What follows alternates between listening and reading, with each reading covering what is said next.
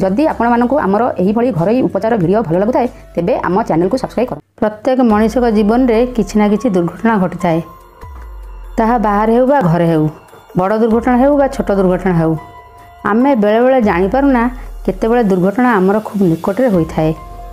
बाहर को गले जे खाली दुर्घटना घटी थाए ताहा नुहे, यह संपूर्ण भूल कथा। घरे मध्य छोट बड़ दुर्घटना घटी थाए। घरे सेहीपरि एक दुर्घटना होउछि निआरे पोड़ी जिबा बा फटका हेबा।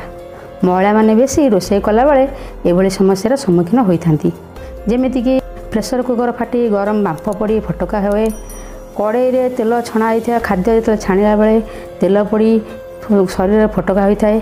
बेले बेले गैस लीक होई बा सिलिंडर फाटी बड़ आकार निआं लगी महिला माने पोड़ी मृत्युवरण मध्य करथांती। सेमती चुली रे रोषेई कला बेले चुली रे निआं जली बा स्टोव रे निआं लगी फटका मध्य होता है।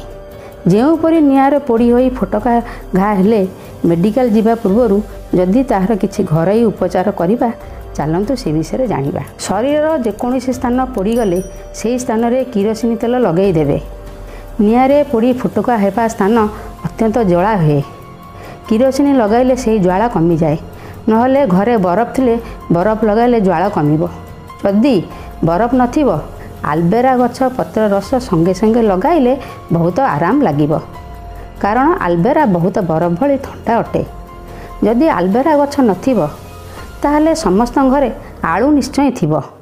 पोड़ी थिबा स्थान रे कंचा आलू को बाटी पेस्ट करदेले बहुत ठंडा लागिबो, फटका कराई देबो नाही।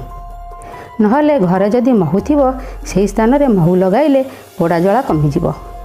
ये सबु सत्य जदि घा स्थान फटका हुए तेबे पोईपत्र बट्टा को ता स्थान रे लगई देले पोड़ा शीघ्र सुखी जाई दरज फुला कमाई थाए। एहीपरि पोड़ा घार घरोई उपचार कले सुफल मिलिबो।